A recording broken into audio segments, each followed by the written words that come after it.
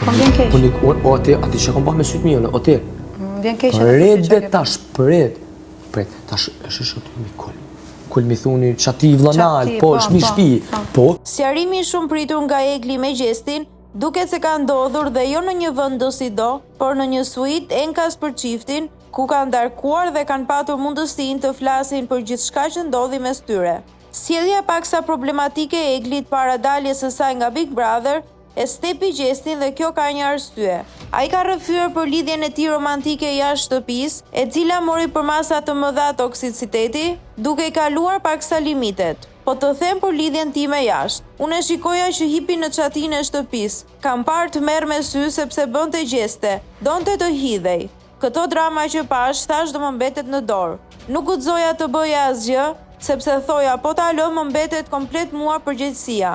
Hyra në depresion dhe ato simptomat e tua, duke hyrë shumë thellë ishin të njëjtat.